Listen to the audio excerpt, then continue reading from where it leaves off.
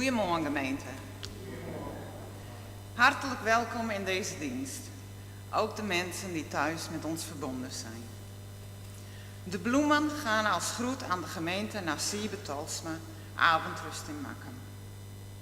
De eerste collecte is bestemd voor diaconie missionair werk. De tweede collecte is bestemd voor de kerk.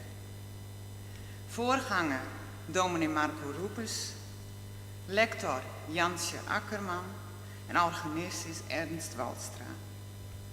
Ons intochtslied is Psalm 118 vers 1 en 9. We zingen dit indien mogelijk staande. En dan wensen we u een gezegende dienst toe. En na de dienst is er weer koffie en thee.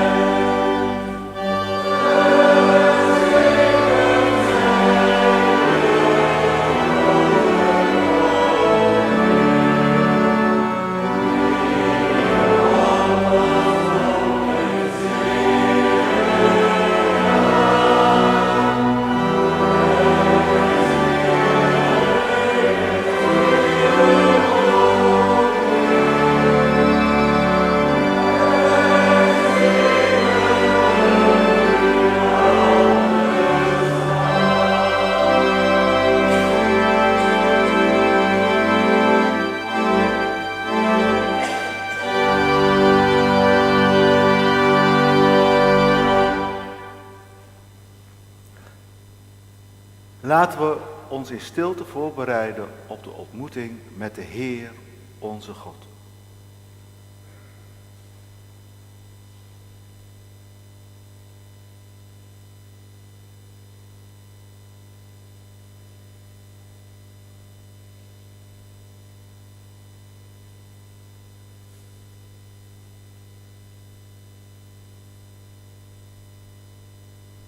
Aan het begin van deze dienst spreken we uit dat onze hulp is in de naam van de Heer die hemel en aarde gemaakt heeft.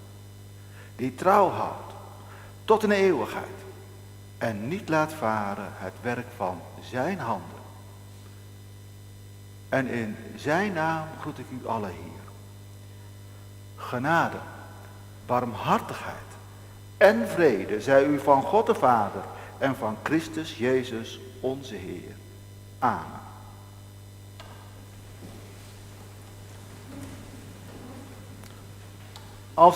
Als ik het me goed herinner en als ik goed ben voorgelicht, was het in Arem gebruik dat hier kinderen waren met palmpasenstokken. Of niet? Zo ging het hier. Maar het werden er steeds minder en na corona waren er haast geen kinderen meer. We hebben het ook in Achlem geprobeerd en wij hadden vorig jaar 1 kind. Dat was wel heel bijzonder met het kind, dat weet ik nog, dus dat vergeet ik nooit meer, denk ik. De ene keer met dat ene kind. Maar het was ook duidelijk dat het niet meer voor herhaling vatbaar was. Het ging niet meer. Maar die kinderen hier, die gingen na de dienst, of tijdens de dienst, fruitbakjes rondbrengen aan de zieken. Dat is wat mij verteld is. Zo ging dat. En dat hebben we toch weten voor te zetten. Maar dan geen bloembakjes, maar bloembakjes. Deze. Die is versierd door de meidenclub. Die hebben dat voor de kerk gedaan. En die hebben dat al een paar weken geleden gedaan. Ik wil daar wat foto's van laten zien. De mensen thuis kunnen niet alle foto's zien. Omdat vanwege privacy. Dus zodra de kinderen herkenbaar in beeld zijn, die foto's zenden we niet uit. Maar de foto's waarop de kinderen niet herkenbaar in beeld zijn, die kunnen ze dan wel zien. Dat is even voor de mensen thuis. Jullie kunnen ze wel zien. Dat is het voordeel in de kerk te zitten. Dat heeft ook voordelen. Het heeft voordelen om in de kerk te zitten. Ja, dus bloemen brengen naar de zieken in Arem. Dat gebeurde door de meidenclub. Kijk, en hier zie je dat ze deze bloempot, dat ze die versieren. Zie je dat? Dat doet de meidenclub. Laat de volgende maar zien, Jan. Zie je dat? Nou, mooie scheve foto. Prachtig. Maar, en nou nog volgende maar weer. Nou, je kan zien hoe actief ze waren. En allemaal plaatjes erop. En met heel veel plezier ze het deden. Volgende, Jan. Ja. En dan gingen ze eerst samen eten. En daarna gingen ze de bloemen rondbrengen. Zo ging dat. Dus eerst een gezamenlijke maaltijd. Gaan we de volgende maar zien, Jan. Kijk, en daar staan ze al klaar om rondgebracht te worden naar alle zieken hier in Arem van de gemeente. De namen die bekend waren. De volgende. Ze gingen lopend, maar veraf ging het even met de auto. Mooie kar met bloemen erin. Volgende. En dan staan ze, zo werden ze overhandigd en ze vonden het heel mooi om te doen. En ik hoorde ook van Richt gisteren dat ze het graag volgend jaar weer wilden doen. Weer willen ze graag die bloemen rondbrengen, want ze vonden het wel mooi werk om te doen voor de ouderen. Dus de volgende, kijk, daar staan ze ook klaar, hebben ze aangebeld. De volgende. En in Achlem werden palmpasenstokken gemaakt. Dat gebeurde ook. Maar in de school. 2 keer.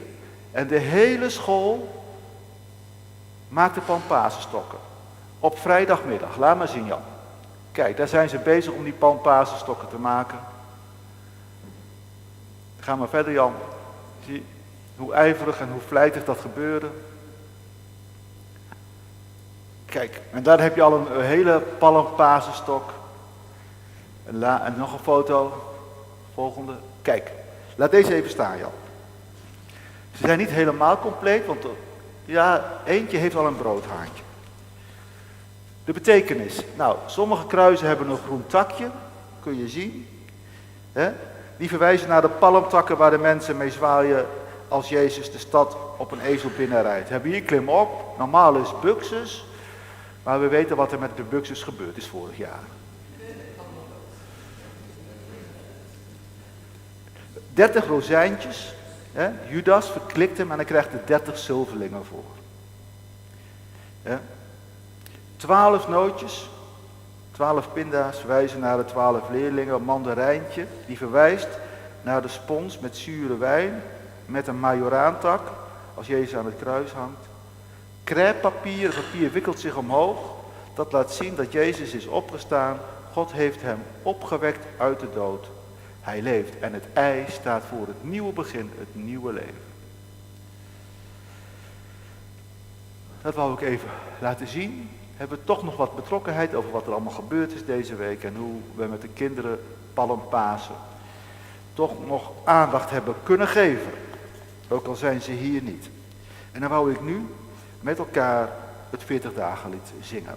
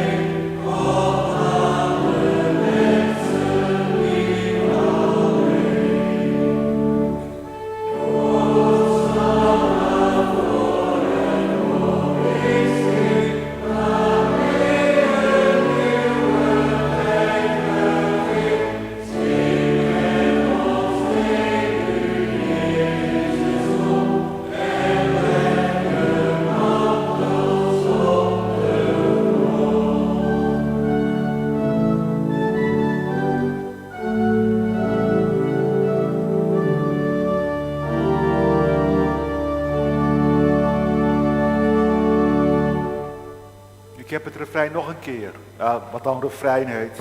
Maar...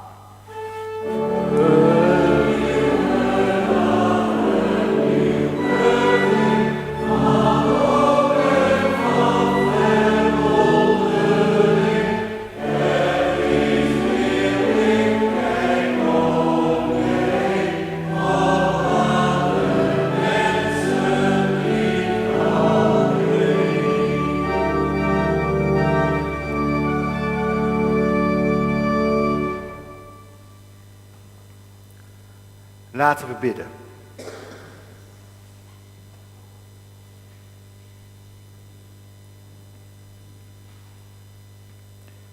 Hemelse Vader, hier zijn wij om de intocht van uw Zoon te vieren als de Messias in Jeruzalem. Maar hij is zo'n andere Messias dan wij denken. Zo anders dan we zelf verwachten. En zoals we zelf in deze wereld staan. Want u weet hoe deze wereld is. Zo vol met geweld. Zo vol onzekerheid en angst. De angst golft door de wereld. De onzekerheid grijpt ons soms naar de keel. En zo zitten we hier. En we leggen deze zorgen in uw hand. En we vragen u, geef ons het besef dat u onze God bent. Dat wij altijd in uw hoede zijn. Dat wij hier in deze dienst bij u kunnen komen. En al onze zorgen aan u kunnen geven. Opdat wij u kunnen ontmoeten. Opdat wij herboren kunnen worden. Door u. Goede God, maak ons tot uw kinderen. Die op u bouwen. Op u vertrouwen. Geef ons dat. Dat vragen wij u. In Jezus' naam. Amen. Laten we God aanroepen vanuit de nood van de wereld. We zingen Kyrie eleison, Heer ontfermen. Kyrie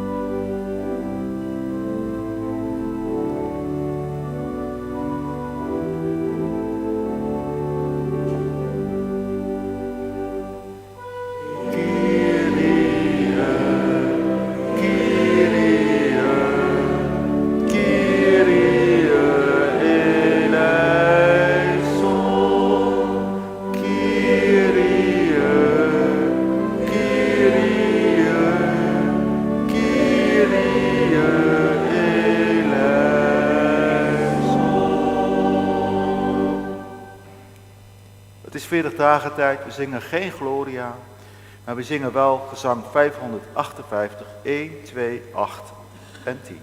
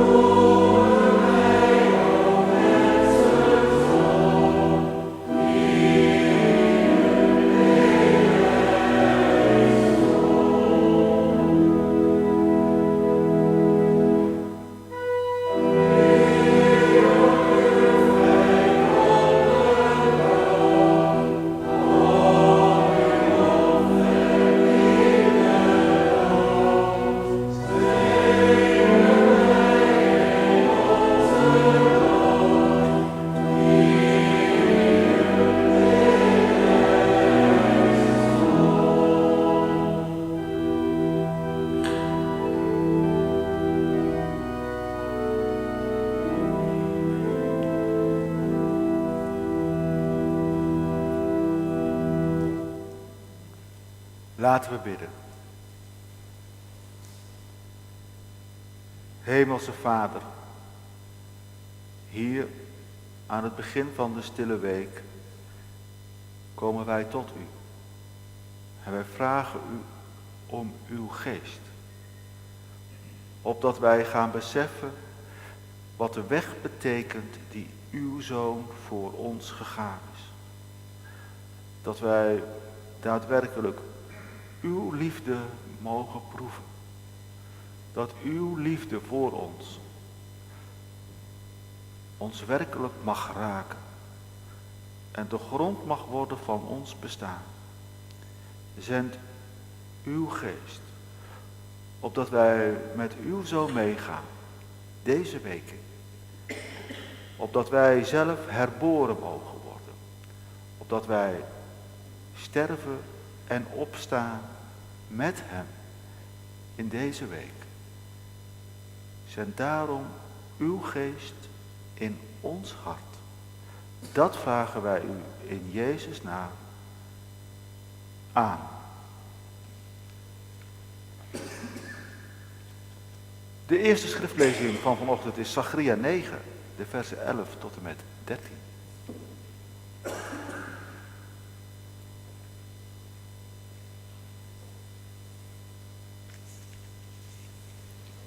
Juich, vrouwen Sion, Jeruzalem, schreeuw het uit van vreugde. Je koning is in aantocht, bekleed met gerechtigheid en zegen. Nederig komt hij aanrijden op een ezel, op een hengsteveulen, het jong van een ezelin. Ik zal de strijdwagens uit Efraïm verjagen en de paarden uit Jeruzalem. De oorlogsboog wordt gebroken. Hij zal vrede stichten tussen de volken. Zijn heerschappij strekt zich uit van zee tot zee, van de rivier tot aan het einde der aarden. We zingen gezang 550.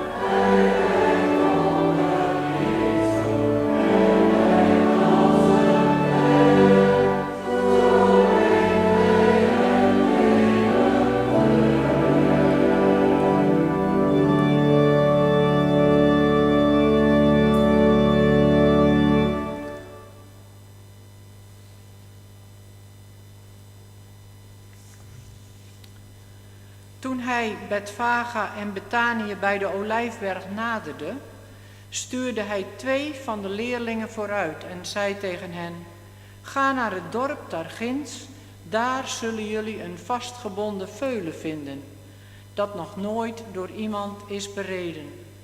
Maak het los en breng het hier. Als iemand jullie vraagt: waarom maken jullie dat los? Moeten jullie antwoorden: de Heer heeft het nodig. De beide leerlingen gingen op weg en vonden het veulen, precies zoals Jezus het had gezegd. Toen zij het dier losmaakten, vroegen de eigenaren: waarom maken jullie het los? Ze antwoordden: de Heer heeft het nodig. Daarna brachten ze het veulen naar Jezus. Ze wierpen hun mantels over het dier en lieten Jezus erop zitten. Onderweg spreidden de leerlingen hun mantels voor hem op de weg uit. Toen hij op het punt stond de Olijfberg af te dalen, begon de hele groep leerlingen vol vreugde en met luide stem God te prijzen om alle wonderdaden die ze hadden gezien. Ze riepen: gezegend hij die komt als koning, in de naam van de Heer. Vrede in de hemel en eer aan de Allerhoogste. Enkele farizeeërs in de menigte zeiden tegen Jezus: meester, berisp uw leerlingen. Maar hij antwoordde: ik zeg u, als zij zouden zwijgen, dan zouden de stenen het uitschreeuwen. Toen hij Jeruzalem voor zich zag liggen, begon hij te huilen om de stad. Hij zei: had ook jij op deze dag maar geweten wat vrede kan brengen. Maar dat blijft voor je verborgen, ook nu. Want er zal een tijd komen dat je vijanden belegeringswerken tegen je oprichten, je omsingelen en je van alle kanten insluiten. Ze zullen je met de grond gelijk maken en je kinderen verdelgen. En ze zullen geen steen op de andere laten, omdat je de tijd van Gods ontferming nog niet hebt herkend. We zingen lied 552, 1 en 2.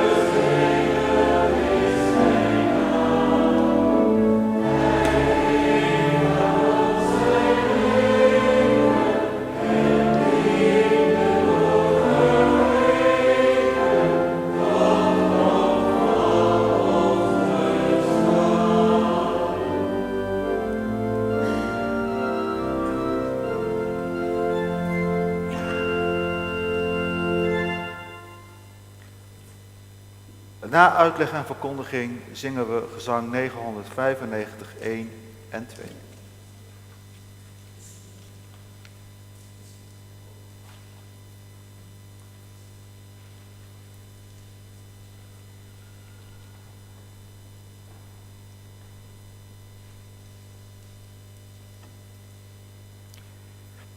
Gemeente van onze Heer Jezus Christus.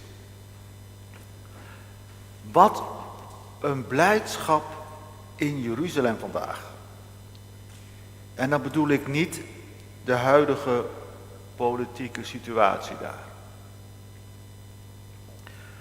Want die geeft maar heel weinig reden tot vreugde. Dus de sfeer is op het moment daar heel grimmig. Het geweld in Israël is een dagelijkse gang van zaken. En in de hele wereld lijken de spanningen tussen de volkeren op te lopen. Er is steeds meer verwijdering, zelfs tussen bondgenoten als de VS en Canada. Er hangt een sfeer van oorlogsdreiging in de lucht. Ik weet niet hoe het jullie vergaat, maar soms denk ik, maar even niet. Even geen nieuws. Dan kan ik er niet meer tegen.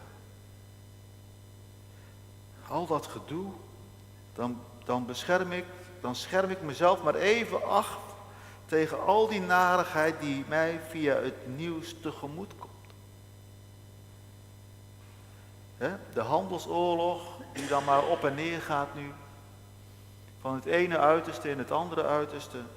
De grote verwarring en onzekerheid.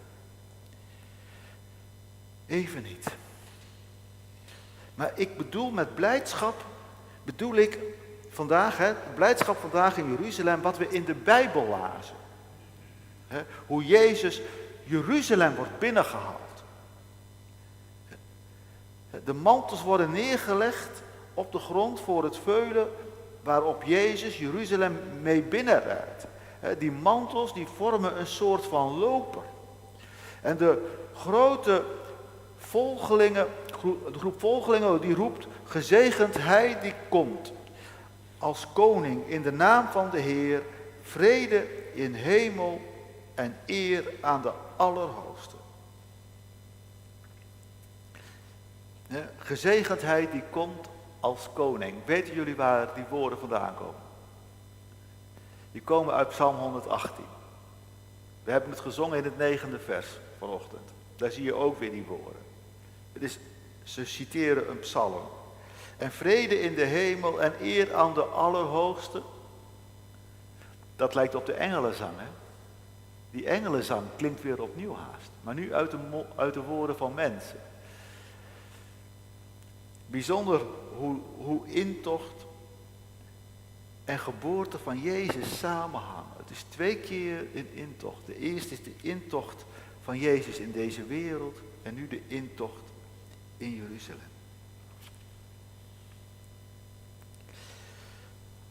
Maar ook wat er gebeurt, het stond al in de Bijbel. En dan bedoel ik natuurlijk niet het Nieuwe Testament, maar het Oude Testament. Het Oude Testament bestond al en de mensen kenden het. Het waren de heilige geschriften. Die waren heel belangrijk. Zijn heel belangrijk, maar toen waren ze ook heel belangrijk. De profeet Zacharia, die had het al beschreven in het 9e hoofdstuk en we hebben het gelezen. Hoe het nieuwe koninkrijk van God, het vrederijk, gaat beginnen met het binnenrijden van de koning op een ezelsveulen Jeruzalem in. En die profetie, die laat Jezus hier in vervulling gaan. Hij stuurt zijn leerlingen het dorp in om een jong onbereden ezelsveulen te gaan halen. En ze krijgen de opdracht het dier zonder vragen mee te nemen. En als er naar gevraagd wordt waarom ze dat doen, te antwoorden met: de Heer heeft het nodig. De Heer heeft het nodig.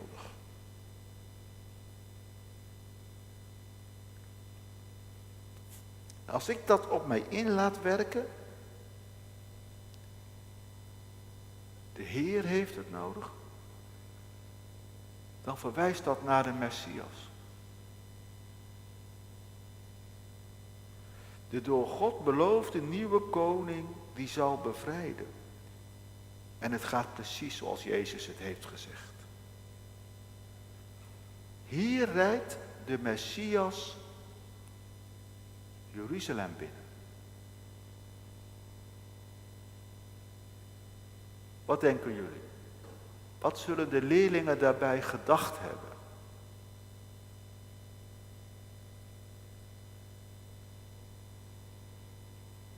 Wat ik denk, is dat ze verwacht hebben dat Jezus als Messias een einde gaat maken aan de Romeinse overheersing.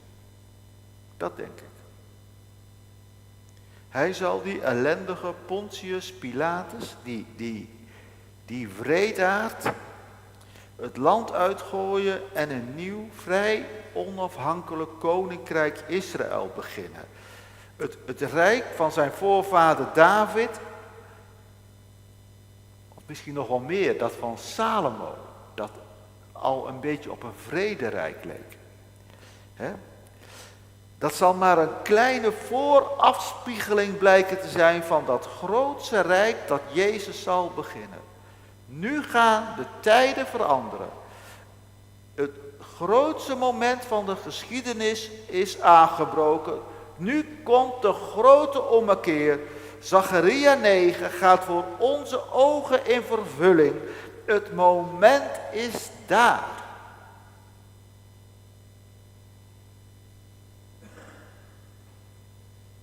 En dat idee hebben niet alleen de leerlingen van Jezus. Ook de Farizeeën zien het zo. Alleen zij hebben andere verwachtingen. Ze verwachten grote ellende. Als het zo doorgaat. Want Pontius Pilatus, die zal het heus niet zomaar laten gebeuren. Hij zal keihard ingrijpen. Als hij in de gaten krijgt wat hier gebeurt, dan is niemand die hier is zijn leven zeker.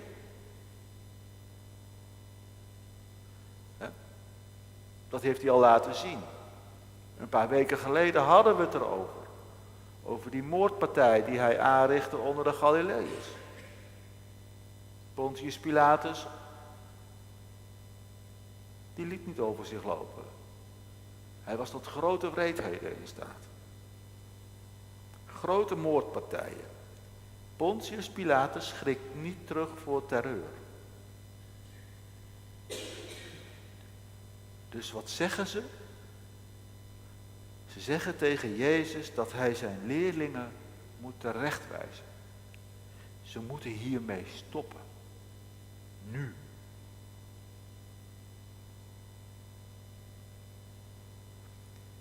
En dan geeft Jezus dat vreemde antwoord. Dat hele vreemde antwoord. Als zij zouden stoppen met roepen, dan zouden de stenen wel beginnen te roepen. Wat moeten we daar nou van denken? Wat moeten we nou van dit antwoord van Jezus denken? Want stenen die roepen toch niet?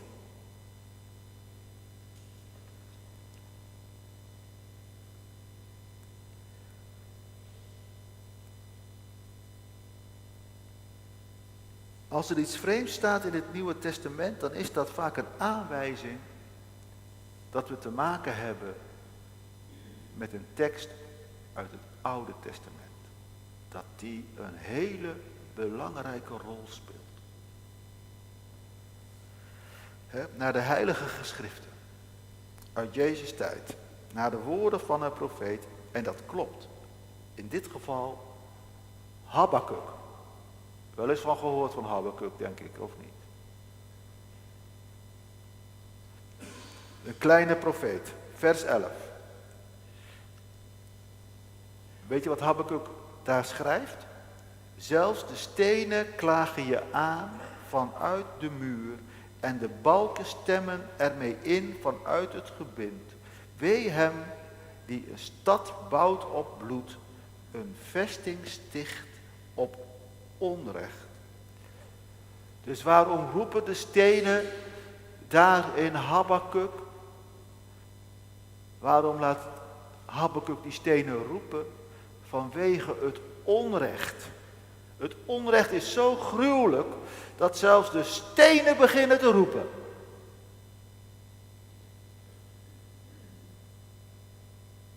Ik kan me daar wat bij voorstellen, dat je het zo verwoordt. Zo gruwelijk is het onrecht dat niemand stil kan zijn. Zelfs de stenen kunnen niet meer stil zijn.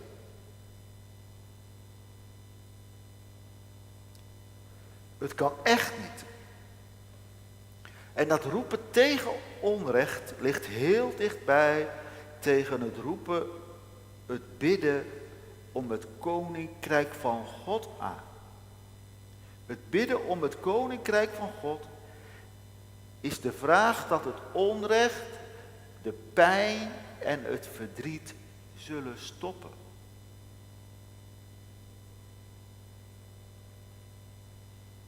Heel de schepping zucht, zegt Paulus. En in Habakuk zelfs de stenen in de muur. En roepen om het koninkrijk, dat is wat de leerlingen doen. Ze zien het aanbreken. Het koninkrijk staat voor de deur.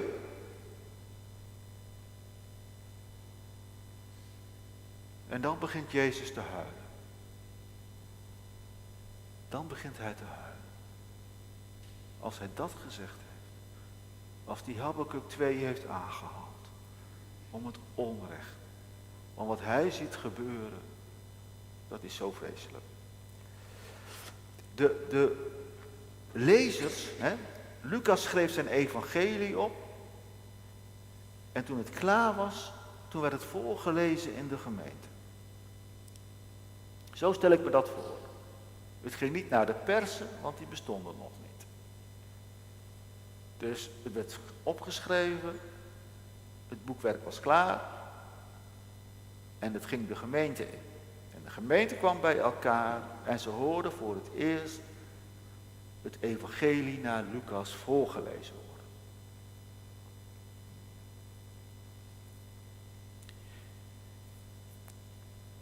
En waarom wat Jezus hier zegt,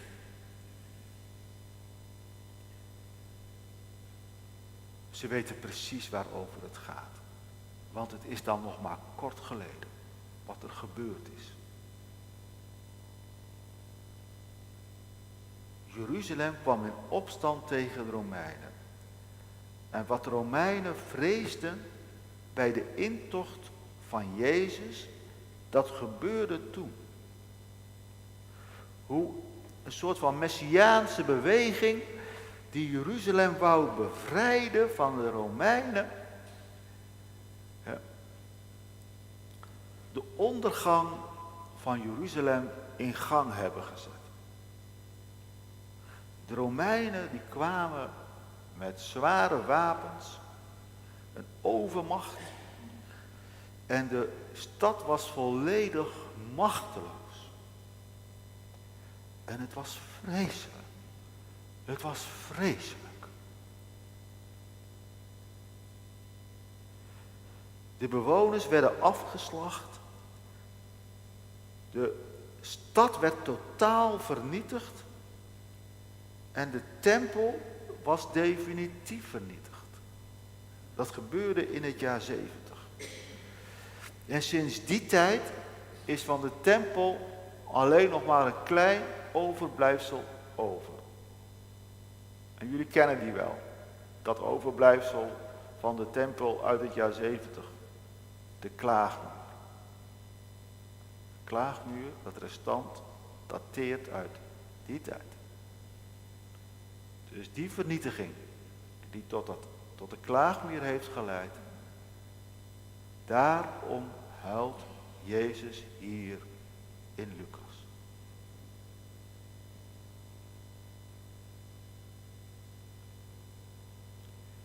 Maar Jezus is niet zo'n Messias die de stad Jeruzalem met geweld gaat bevrijden. Ja, Jezus komt tegenover Pilatus te staan. Maar in een hele andere rol. Jezus zal lijden en sterven. Hij wordt ter dood veroordeeld. Om ons het leven te geven. In hem zien we Gods ontferming. En zijn rijk is anders dan alle rijken op aarde.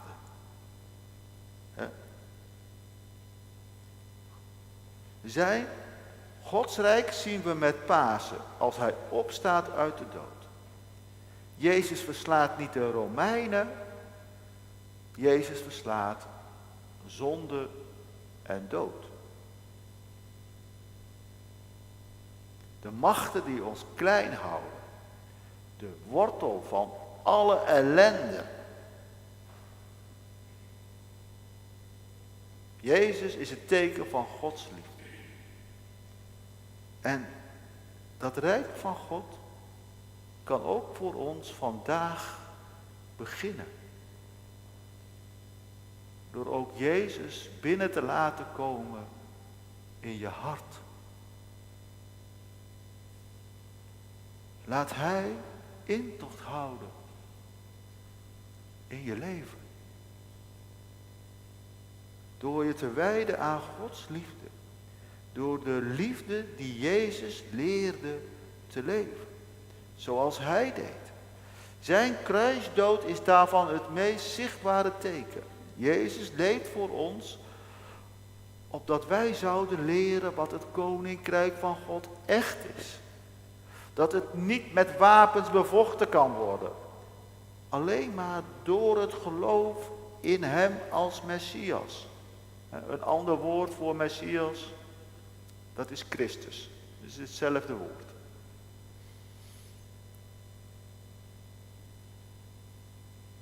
En dat valt toch niet mee vandaag de dag.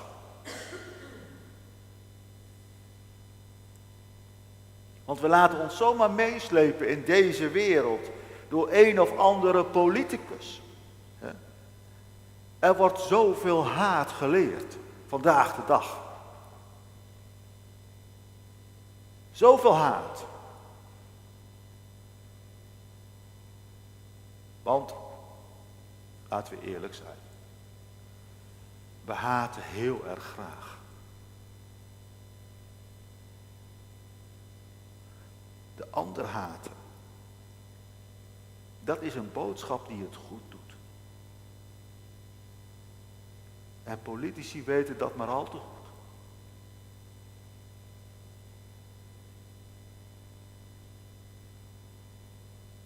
Maar Jezus leert iets anders.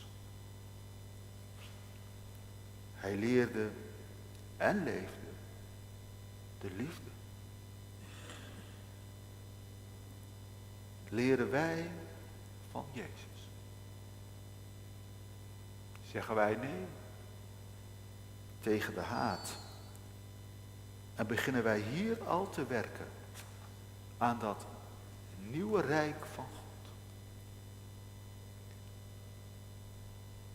Want in het geloof in Jezus is het nieuwe rijk al toegankelijk. Kunnen we daar iets van proeven? Door de liefde te leven. Niet dat het pijnloos is, ook voor Jezus niet. En toch zit daar in het geloof de ontmoeting met God al in. Kunnen wij God ontmoeten? Door Jezus te volgen. Krijgen we al een klein voorproefje in het geloof. Op de nieuwe hemel en de nieuwe aarde. Waar zelfs de stenen in de muur om schreeuwen.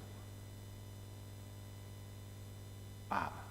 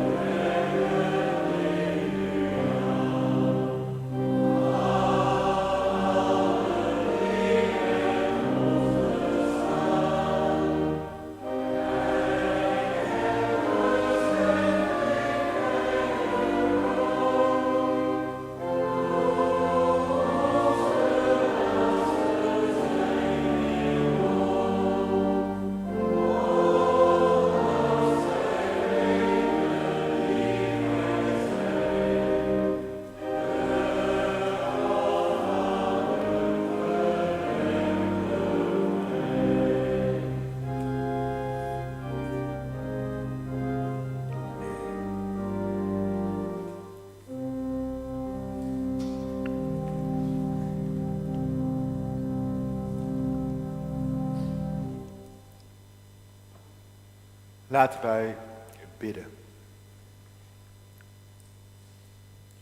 Grote God, wij danken u dat u de Messias, de Christus, naar ons hebt gezonden. Dat hij gekomen is om het vrederijk te laten beginnen. Dat hij binnenreed zoals de profeet het beschreef, in een ezel, op een veulen, Jeruzalem in.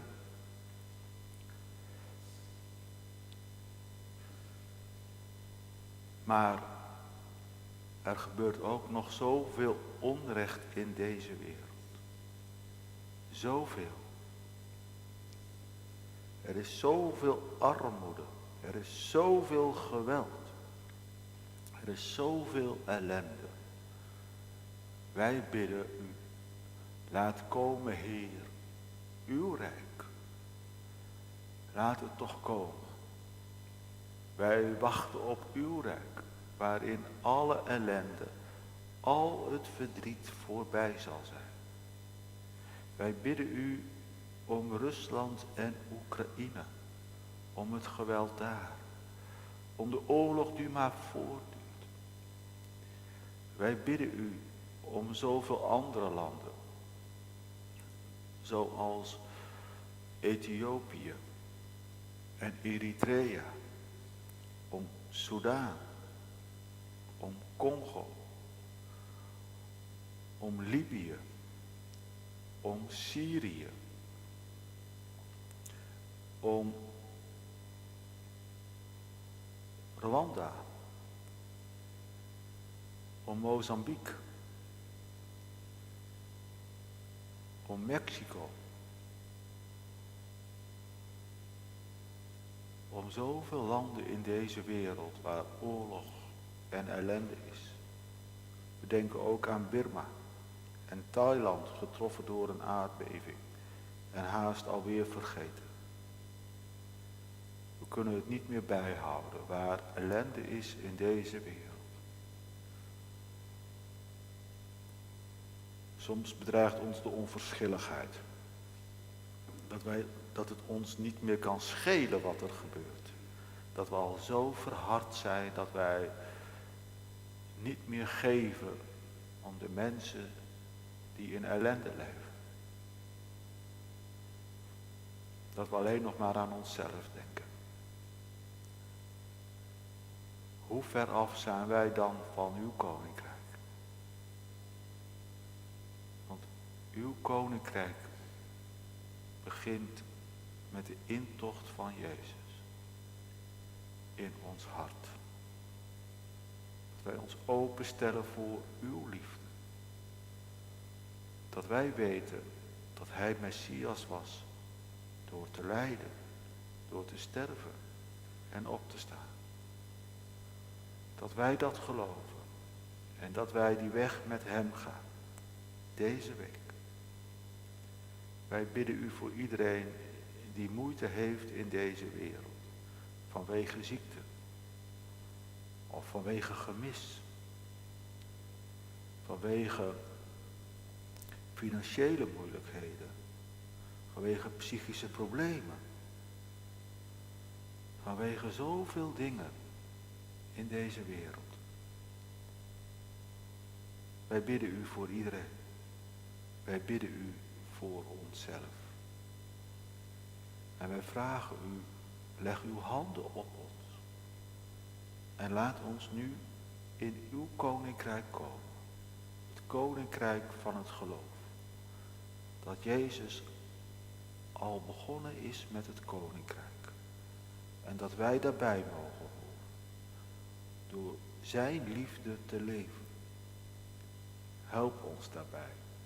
Zend ons daarbij uw geest. Wat wij op ons hart hebben, leggen we u in stilte voor.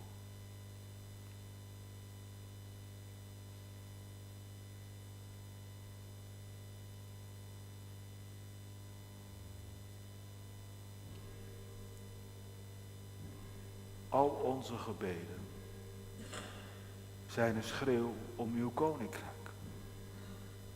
Dat deze ellende toch op mag houden. En u hoort, zei uw zoon. En hij leerde ons bidden om het koninkrijk met de woorden, onze Vader die in de hemel zijt. Uw naam wordt geheiligd, uw koninkrijk komen, uw wil geschieden, gelijk in de hemel als ook op aarde. Geef ons heden ons dagelijks brood en vergeef ons onze schulden, gelijk ook wij vergeven onze schuldenaren. En leid ons niet in verzoeking, maar verlos ons van de boze. Want van u is het koninkrijk en de kracht en de heerlijkheid tot in eeuwigheid. Amen. Is nu gelegenheid om uw gave te geven. En daarna zingen we ons slotlied, gezang 556, alle versen.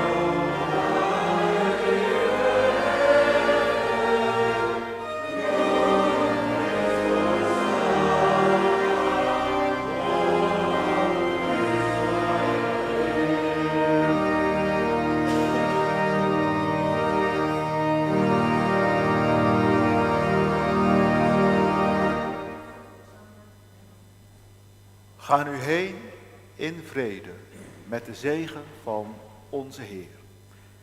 De Heer zegent u en behoedt u. De Heer doet zijn aanschijn over u lichten en is u genadig. De Heer verheft zijn aangezicht over u en geeft u vrede.